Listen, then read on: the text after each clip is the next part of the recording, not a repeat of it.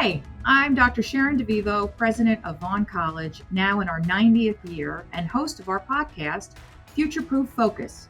Through unscripted, honest conversations with prominent industry leaders, students, faculty, and alumni, we will explore diversity, equity, and inclusion in education and employment, and the forces that drive personal and career growth. Let's dive in. Hey everybody, so happy to have Phil Rugile joining us today. He is the Executive Director at the Institute for Workforce Advancement and OSW, or Offshore Wind, Supply Chain, where he's working with Vaughn to provide composite courses to high school students and build the workforce and supply chain for the Northeastern Offshore Wind Project on Long Island. Thanks so much for being here today, Phil. Thanks, Sharon. I'm really glad that you asked me to come. Yeah, you're an awesome partner and really excited to have this conversation. Okay, Excellent. so we know you have multiple roles. Can you tell us a little bit about IWA, the Institute for Workforce Advancement, your role, the mission of the organization, and how that work aligns with the OSW supply chain? Sure. So our primary entity is the Institute for Workforce Advancement, or IWA, and that is a mission-driven nonprofit focused on advocacy and training programs for the advanced manufacturing sector. So that includes composites, which we all know and love. And this was a relaunch from an existing other nonprofit that had been around for many years called Composite Prototyping Center.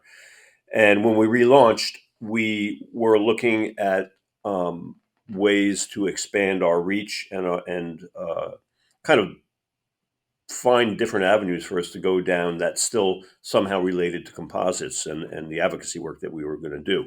And as we looked at the market, and this is right before COVID, actually, and then COVID hit, we had plenty of time to think about what we looked like. And one of the things that we discovered was that there was this huge emerging industry in renewable energy called offshore wind. And then the closer we looked at it, the more we realized that there are a lot of similarities between the manufacturing and supply chain side of offshore wind and the aerospace and aviation industries that we've been all dealing with forever, right?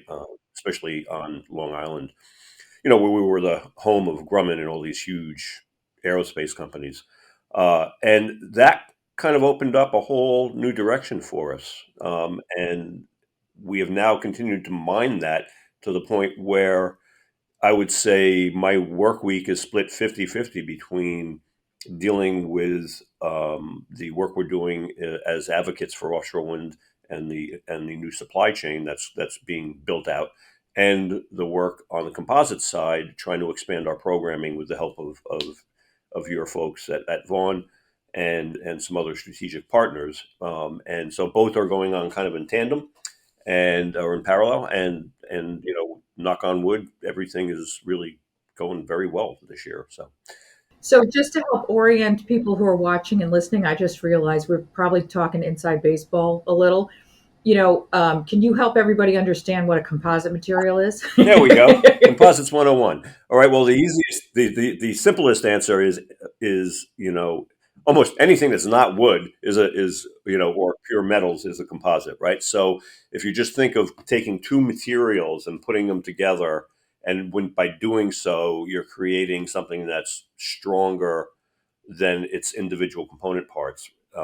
That's a composite. So the obvious ones are fiberglass, so everything from the boat you may drive in to, the parts of your car, through to high-tech carbon fiber, which is being used to build airplanes now, and big airplanes like the Boeing 787 and others, where carbon fiber is a super strong, super lightweight material that has so many applications that are replacing metals-based manufacturing.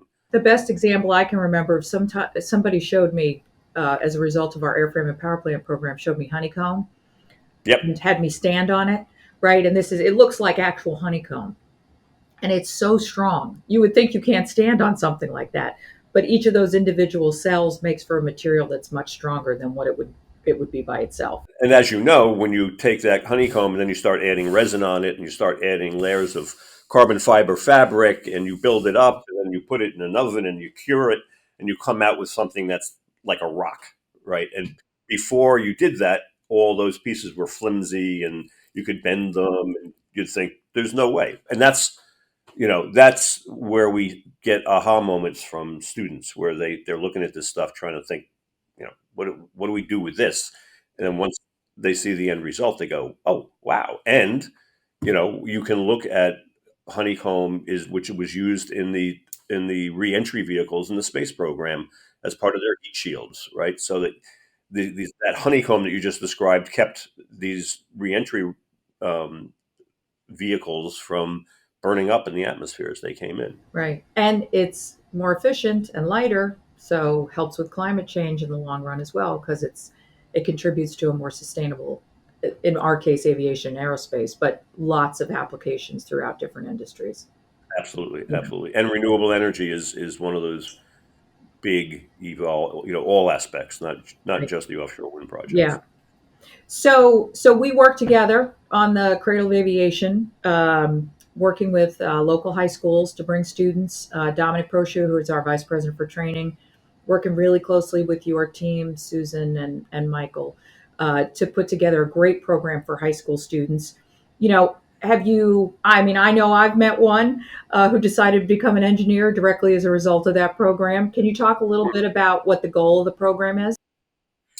Yeah, we're realizing that there's a gap between what kids in high school are being exposed to in terms of careers and what the real opportunities are in industry for the composites side of it, right? And manufacturing. Um, and it became very obvious to me that one of the ways you bridge that gap is you reach down into the high schools and just bring them into a program that gives them a taste, right? This is kind of what it's about. These are all the different ways you can utilize these skills. These are all the different industries that would employ you. These are all the different job type, descriptions that we can present to you that you can take back to your school and think about. High schools, especially when it comes to manufacturing, don't typically push kids in that direction, right? And because of the stigma of it, which is totally false, especially advanced manufacturing, which is very high tech and clean and highly skilled and really well paid, right? I mean, everything you want in a career you can kind of find there. But a guidance counselor doesn't know that necessarily, and so we have a couple of things. Number one is we want to just do an introduction for those kids to get them interested. um, Number two, they always bring teachers along with them for the class. We want the teachers to understand what the opportunities are. And our hope is that the teachers go back and there's a conversation internally about, what else they can do in this area. So, we're trying to create a career pathway for kids through an introduction. And then ultimately, as our program evolves, and something that we're working on with you, Sharon, is taking it next steps and not getting the kids into the right programs, whether that's going for a degree through Vaughn or getting a certification program through Vaughn or getting a certification program, in renewable energy through other programs, whatever it may be, or they just want to go become an engineer because they realize that, wow, you can design parts out of this stuff and drones are made out of it, and that's really cool. And they have that moment where they realize that there's other opportunities as well on the engineering side, um, and those setting those directions and providing that exposure is our next step. So we want the kids going through the introduction to composites program to also touch on computer aided design, to touch on construction for drones, for example. Let them learn how to fly a drone. Let them learn how to, through the computer aided design side, let them see how drones are designed. And then how do those designs actually drive manufacturing? Um, and paint a fuller picture than we even are now. Yeah, yeah, very very true to the our ethos around a Vaughn education as well, right? It's always got a real hands-on component to it to help students really understand the application of what they're learning. Um, Absolutely. and something else that we both share in common is a real commitment to diversifying Yes. the fields that we serve. So, can you talk about why diversity is so important to IWA as well as the burgeoning offshore wind industry, and how you're thinking about that? There's something unique happening now as a result of the offshore wind projects, which is, for the first time that I'm aware of, the state is mandating to the developers who are bidding for projects that, when they weight and rank these responses that they're giving to say, hey, I want to build a wind farm, right? Um, they're saying, well, one of the things you got to do is you got to have a plan for how you're going to engage communities, how you're going to engage minority owned, woman owned, veteran owned businesses. You know, when we build out this supply chain, which is going to be worth billions of dollars, we don't want New York to lose. We want New York to be the center. Maybe there's some stuff we can't do. Um, on Long Island or New York City, we can't build 300-foot long wind blades because you know the Long Island Expressway just can't handle that, right? But there's plenty of other things that we can do in the services sector as well: marine services, transportation, food services, even. So this industry is going to be driven by state requirements to be much more inclusive and to create a pool of industry resources that are very diverse.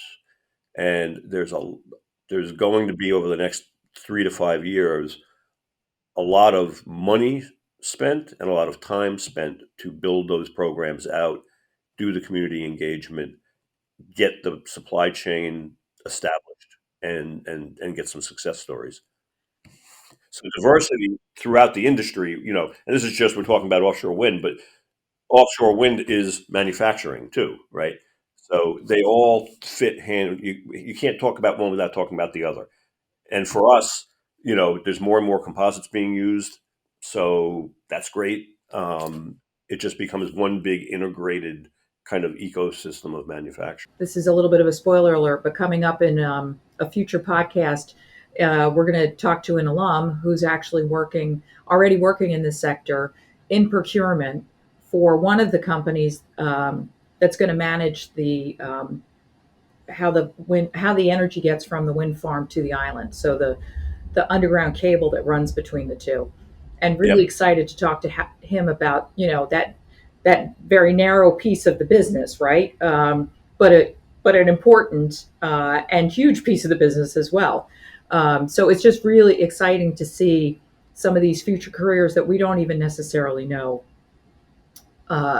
what they're going to be, right? And so being able to add Vaughn students, as a minority serving institution where 80% of our students are from an underrepresented background, I mean, that's such a great signal that the state and Mhm. the industry is sending to say, we really want to make sure we get that right from the beginning. I think actually the other part of this that's really important is, so we've been talking about the high school level kids and getting them interested in careers and whatnot, but for adults as well, there are tremendous opportunities for people who are looking to go a new direction in terms of their careers, or maybe they want to get additional skills to make them more valuable to whatever they're doing now. Um, and as this was actually, I think, a first in the country. We are training unions on how to work with carbon fiber and composites, right? We're training their trainers in the finishers union, and these are people who hang from bridges and towers and blast the steel, and you know and they are just hanging over the Hudson River. I mean, really hard work, but they're being required now to work with composite materials and metals because because there's a because carbon fiber doesn't corrode. So if you're working on a steel structure and you're out and it's an exterior, it's sitting in water or a harsh environment, carbon fiber is a great way to prevent that degradation of the metals. So the unions now are being asked to do this work, and they came to us and said, we don't really, quite know what we're doing because we've never worked with this stuff before. Can you train our trainers? And with Dominic, we came up with a as adults tend to be. It's like, don't give me tons of lectures. Show me how to do it, and I'll do it. Right. So we came up with a very hands-on version of the program, uh, which is very successful, and we've already done 2 rounds of people of their trainers, and we'll be doing more for other centers now throughout the country. So we're because composites are becoming more and more prevalent, we're discovering new educational opportunities that never existed before, and aren't necessarily being addressed by other organizations. So we feel really good about our partnership with Vaughn because we're actually kind of setting up a very unique environment for composites training that does not exist anywhere else in the country. Yeah, which is terrific. So, Phil, we have to talk about all this news that's been out recently about the offshore wind project off the coast of Long Island and New Jersey. Kind of bring us up to speed with what you know about what's going to happen in our area in terms of offshore wind. Sure. We've been discussing supply chain, right? And uh, there's going to be a new supply chain for all these companies that we were just discussing as the wind projects go forward. But the other part of supply chain is there is an existing supply chain for the developers of these big projects, and for those developers that won projects before COVID and came up with a pricing model for those projects. And then when you think of, it's a utility really, right? So whatever the cost is to build, whether it's a nuclear power plant or it's a hydrogen dam or it's an offshore wind farm, the materials costs, are the majority of the cost of the project. And you price it out based on market rates. Well, COVID came along, and as you walk into the grocery store still today, and you're shocked at the 30% increase for your piece of fruit, that you've seen. Well, think about how much steel costs now to fabricate and to put on a barge transport, and what those costs have gone up exponentially. All of that meant that as two of the companies, Orsted and Equinor, who have won lease areas, as they looked at launch of these things over the next really 2 to 10 years, they decided that they did not have a viable economic plan, right? And they said, we can't make the money we need to make based on the incredible increase in costs. So what do we want to rebid? And the Public Service Commission, that is meant to protect consumers, because ultimately, if they raise the price of the projects, that has to be translated into a slight rate increase for consumers of electricity, right? So the Public Service Commission said, no, sorry, can't do that. So these mega billion-dollar energy companies said, well, maybe we need to rethink these projects, right? And that kind of got everybody up in a tizzy, shall we say, right? Um, and especially, the state government, it put them in a very difficult situation. So while that was all going on, all of a sudden there were active bids already, on the third round of lease areas, which had not been awarded yet. This announcement from the Public Service Commission kind of forced New York State to hurry up and make decisions about who's winning the next round, because those were all bid at current material costs. So they rushed those folks out, those announcements out in 1 week. We've been waiting 6 months, and then in 1 week, bam, they did it, right? Um, so it was a good news, bad news thing. Bad news for Orsted and Equinor, who already have won awards and we're trying to reprice them. Great news for the developers who were waiting to hear if they won in the next round, and they're confident in their pricing model. So based on forecasts and all the crazy things they do. So it was a good news, bad news thing. And then the last bit of it was, Orsted just recently totally pulled out of New Jersey because they had projects pending there, which is, not pleasing the governor of New Jersey very much. Um, these things are all going to work themselves out because they have to, because there are commitments to renewables and reduction of carbon. And when you live on an island like Long Island and you see what's happening with, the impacts of climate change, it's an imperative for New York State. So, I am confident that we may take some hits, but in the long run, it will move forward. And you got to remember, this has been going on for 30 years in Europe, right? So we're hitting it's growing pains right now, and but we are confident that it will continue and it will readjust and pivot, and that's that's how startups start, right? Right. That's You come right. up with an idea, and then The you road's get not into straight. yeah, you got to pivot, right? Yeah. Well, that's a good segue to the more hopeful side. Can you talk a little bit about the Brentwood training facility and Sure. how it's going to potentially feed the workforce pipeline? Yes. So on in Brentwood on Long Island, about 5 years ago, people realized that the gang problem in Brentwood was the worst in all of New York State.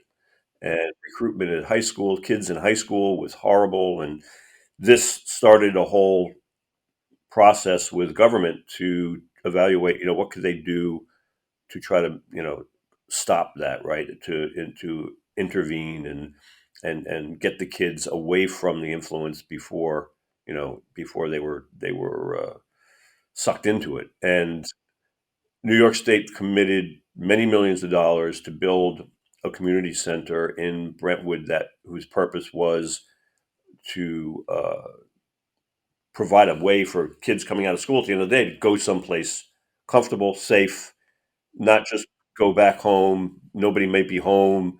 Or just bad scenarios, and bring them into a safe place, but do it with really compelling programming. So, they're not just coming there and sitting there and playing on their phones.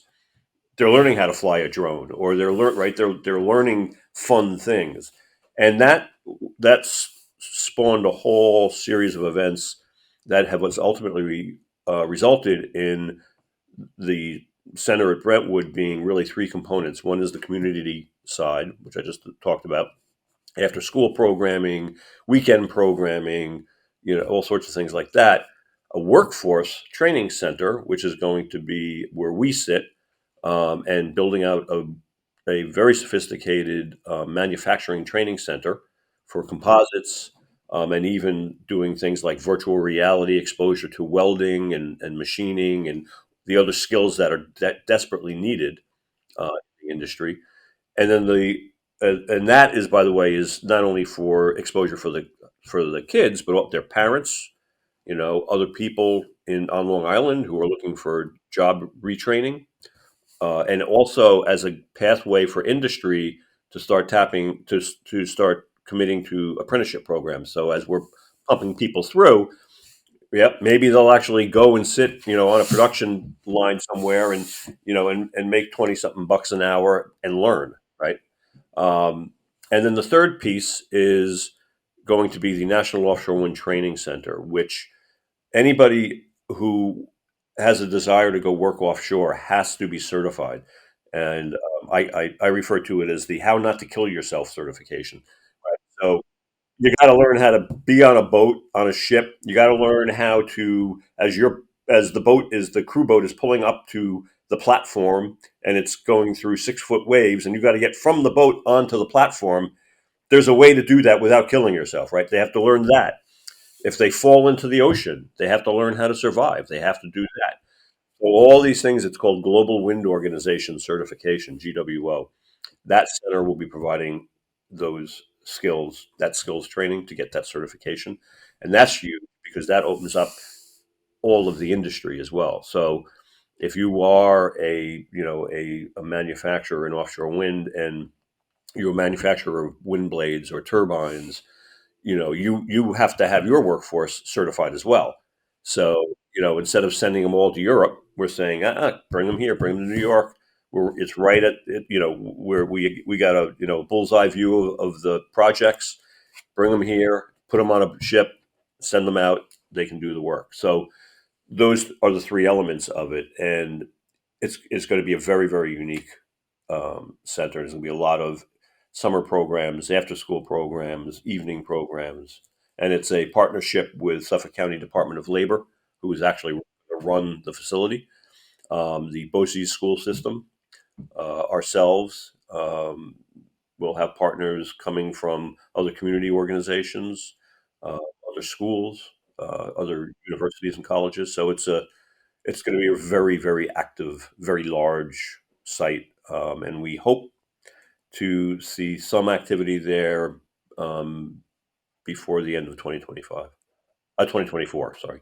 And Vaughn's really excited to introduce students to, advanced manufacturing and all the different aspects of aviation that we offer, and some basic engineering topics that can help Yeah. spur them to think about fields maybe they didn't think about. Because, And that's an important. right, with this, especially with underrepresented groups, Yeah. awareness is one of the biggest problems, because they don't have family members who are in the industry, right? So trying Yeah. to get them there without any understanding is really hard. And programs like this plant more than just seeds. They actually provide the pathway to get there, which is critical. Yeah, and that is critical. And so one of the things that the center is going to offer is the labor department will have people on hand to work with those going through all these introductory programs that we're going to be putting them through, to help them identify what it was they really enjoyed, right? And ask them, like, okay, you just did five, you did whatever it was, welding, machining, composite technician, on and on. What did you like? And if they say, I loved welding, that was really cool. Well, we didn't put them through a full welding program, which is much more intensive. We put them through an introduction to welding through a virtual machine, right? So that so the labor department people will then say, okay, well, you know, if you like aviation and you want to do welding in aviation, guess where you can go? On college, we'll connect you. If you want to go down a different path and you want to go into the construction trades, we've got that pathway for you as well. Our website is iwa-us.org, and um, we have a site. We have a link there for people to connect with us, to say they're interested. Usually, and this actually has happened, where we'll be at an event or something, and we'll be talking to a high school kid, and I'll give them, a pamphlet or whatever, and say, "Could you hand this to your, science teacher or whatever, right? Your shop teacher does, a lot of different paths it can go." And then that's how the connection is made. So yeah, our website is there, and Same thing that's for the adult first. learners. If you're working in an industry right now that you could use some Yes, exposure to composites, same thing, go to the website. absolutely, absolutely, and because we have done that in the past with companies like Sikorsky Aircraft, Mm-hmm. where they had engineers already who were skilled engineers, but were not working on the composite side; they were working on the metal side. So they said, "Hey, we just want to get these guys exposed. Can you give them a introduction to composites program?" And we've done that, and that kind of, we would like to see that expand, but also we'd like to see, and we've done one class like this so far. We did a class where we partnered with other community organizations who do street level work in places that we don't have connections to. So in some of the underserved communities on Long Island, like Wyandanch, this we actually got a class of adults that came from Wyandanch, and also came from parts of Brooklyn and parts of the Bronx. And we brought them in, and we had about 40% of the attendees were formerly incarcerated, and they were trying to figure out what to do with their life. So we will put our program in front of anybody who has interest. Really, is what it comes down to. One thing we didn't mention, but is really important, is we now actually have the attention of the U.S. Navy submarine group, and they are committing $5 million in programming and for equipment at the Brentwood Center, to help train more people in fundamental manufacturing skills, so that the defense contractors on Long Island who make their livelihood from serving military contracts will have enough staff to produce the next generation of submarine for the U.S. Navy.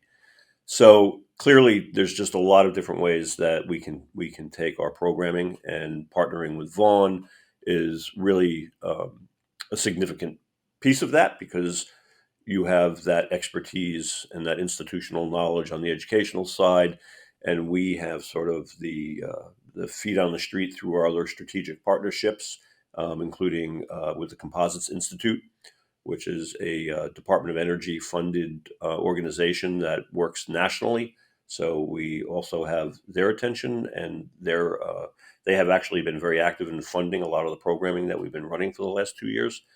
So it's really a great time to be doing what we're doing. Well, Phil, this has been absolutely amazing. And I always like to ask all of my guests one question that I'd love your response to. What is the most daring thing you've ever done, and how did you talk yourself into it? So I've had a pretty crazy career. I've reinvented myself more times than probably half a dozen people do in all their lifetimes in terms of careers. So the craziest things I've ever done, there's been a lot of them. Some of them have been very successful, and some of them have been horrendous failures.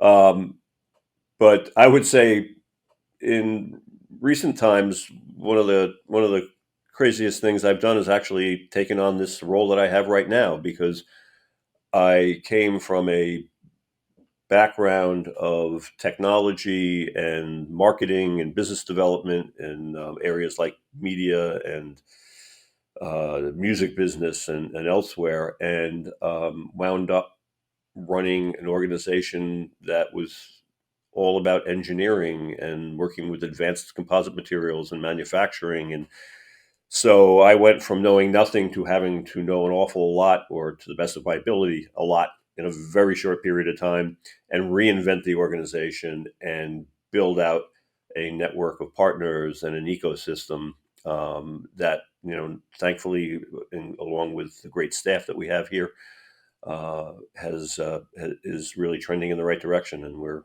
going to be around for a while. Well, this has been an awesome conversation. I'm sure everybody watching and listening has a lot more information about what IWA is all about, the idea of advanced manufacturing, and certainly what the offshore wind industry coming to Long Island means.